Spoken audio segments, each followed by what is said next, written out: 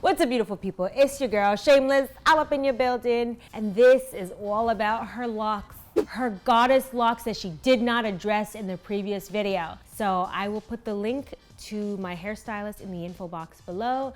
I've been rocking this look, which is my new favorite look, for the past 3 weeks, and I love it because I get to wake up and not deal with it. But it didn't start out like that. Like, my head was on fire for a week. So I wanted to make a video and share with you what I've learned through my faux lock experience, and yeah, let's get into that.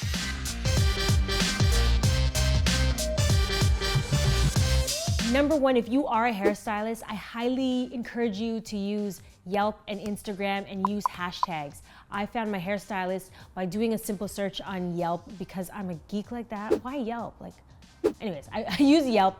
I found my hairstylist, and then from there I went to Instagram and I saw her work. I wasn't looking at her work, looking at how many likes and follows does she have. I literally was just looking like, can she do hair? And is she doing the style that I like? So I was critiquing her work. So the reason why I bring that up is because a lot of people think, how can I get more followers, blah, blah, blah.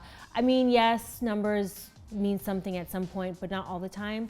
There's a lot of times people are just looking for talent. So do great stuff, use hashtags and optimize, and the people that are looking for you will find you. That's how I found my hairstylist. And I reached out to her, I sent her a message. She was professional. And when I showed up at her place to do my hair, I bought 6 packs of insert here. I bought, I believe, 1 or 2 packs of human hair. So this is human, this is synthetic. That sounds awful. Human. This is a human hair on my head. This is real hair, and then this is synthetic hair. And then I have all these little scraggle bits and pieces that give her a very je ne sais quoi look, a very like, I got tousled in the seas. This is human hair. And so she inserted it. And to think, I was gonna do this by myself. I was like, watch YouTube video and attempt to do head. This took me almost 10 hours. It was 9.5 hours. And I'm like, girl, we gotta wrap this up because I have dinner. I've got dinner plans. If you're a novice and you've never got your hair done at the salon, whether it's braids or locks, bring snacks, bring lots of snacks. I brought snacks. I literally went to Trader Joe's on my way and I got snacks, lots of it. So I had my lunch and snacks. So when I got my hair done, week 1 was a bitch. Whatever you do, know that it will burn like fire. I hate the parts. People think I'm crazy, but I feel like I look like a soccer ball with wires coming out of my soccer ball shapes.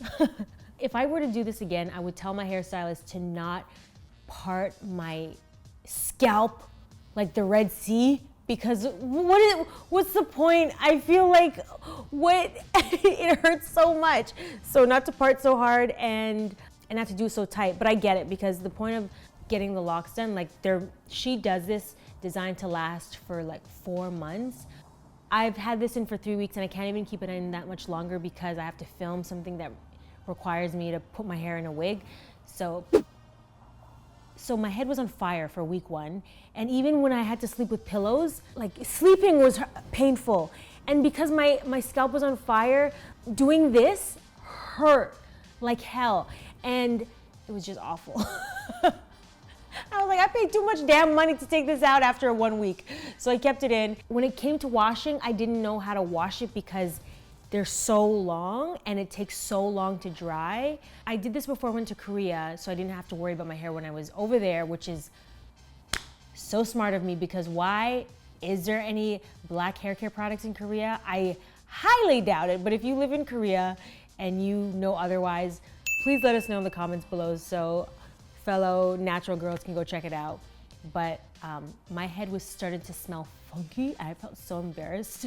So I tried to wash it, but because it was on fire, I really couldn't scrub as hard as I wanted to. But when I was there, I did find this shampoo, Primera, the Black Seed Scalp Relief. I picked it up because it said scalp relief, and it really did give me scalp relief. Mint vinegar. It smells kind of like ginseng though. It smells really good.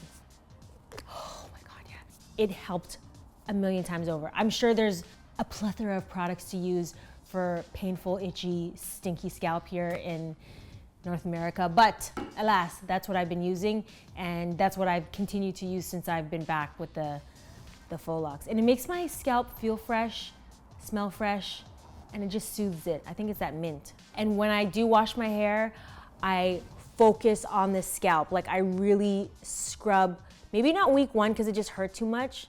So that was a problem. It smelled like just like wet shampoo, musky scalp. I hated myself for a week basically. And then week 2, I was like, okay, shampoo, like get in the scalp. And now I'm on week 3. It's been growing out, so it's way looser. Like I can do this. Before, when I did that, I was like, oh, stop twisting my arm. Like that's how much it hurt. I say all that to say, be prepared. If you're gonna do this, just, it's a whole ordeal, okay? Oh, when I come out of the mother effing shower, I have to use multiple towels. So I use this big one to get all the moisture out. I'll demonstrate. And then I walk around for 2 hours like this, and I tie it up with a giant elastic hair tie. And then when I soak through this towel, because you soak through this towel, use a terry cloth, something that's thinner. Well, that's what I use. And then I wrap it around again, and then I tie it. And now I proceed to go out into the public world looking like this because it takes that long and I need to wash my damn head. So when I go to the coffee shop, I literally show up like this. And they're like, you smell so good. And I'm like, thank you. I just came out of the shower, clearly.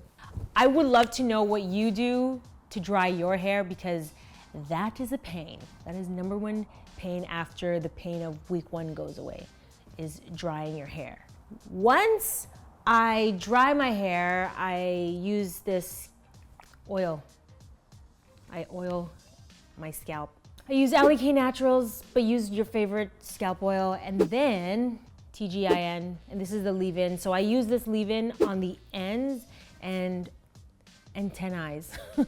And if I want to be really cute, say I'm going out on a cute little date, I brush it out with this. I like to use a comb that doesn't have like the teeth so tight together, because maybe it's the quality of human hair I bought, but this shit gets all tangled and stuff.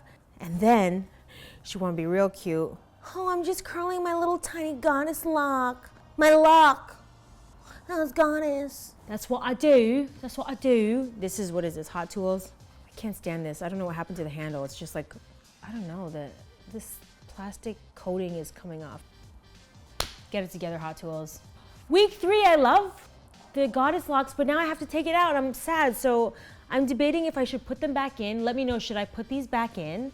Or should I do, I was thinking about doing a lace front, curly, peach, pink, or purple look. Yay length, possibly yay, possibly a bang. All possibilities. Let me know in the comments below. Let me know what hairstyle you want to rock for 2019, you know. Make sure you're subscribed and turn your notifications on so you know when I upload a new video. We got videos coming, okay?